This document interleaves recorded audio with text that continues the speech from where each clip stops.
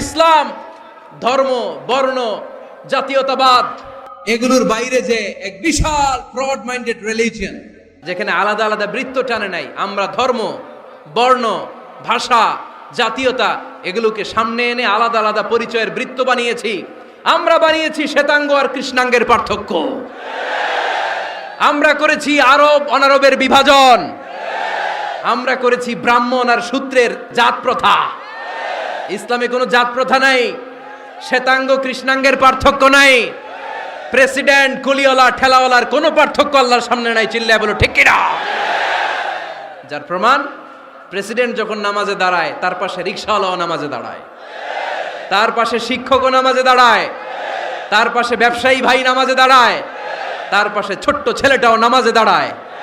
আল্লাহর সামনে গোটা সব বিশ্বের মানুষগুলোরে এক কাতারে দাঁড় করিয়ে দিয়েছে কে? কোনো পার্থক্য নাই। এই পার্থক্য বিভেদের প্রাচীর আমরা ভেঙেছি। এই বিভেদের প্রাচীরকে ভেঙে গুড়িয়ে দিতে হবে। বিশ্বনবী দুচোখ দিয়ে মানুষ দেখতেন, আস্তিক নাস্তিক দেখতেন না, কাফির মুশরিক দেখতেন না। বিশ্বনবী কনসিডার করতেন this is a human being, এটা একটা মানুষ। জাদুল মাআদ ফি হাদি খাইরিল ইবাদ, আল্লাহ রাসূল সাল্লাল্লাহু আলাইহি ওয়াসাল্লামের উপর একটা সিরাত গ্রন্থ আর আসিরাহ আল হালাবিয়া, এই দুইটা গ্রন্থে একটা ঘটনা এসেছে।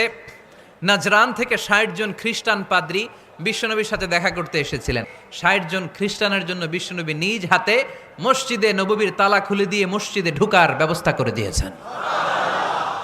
বিশ্বনবী খ্রিস্টান খোঁজে নাই, ইহুদি খোঁজে নাই, ওটা নাস্তিকের বাচ্চা কিনা ওইটা খোঁজে নাই। বিশ্বনবী দুই চোখ দিয়ে দেখেছে এরা মানুষ।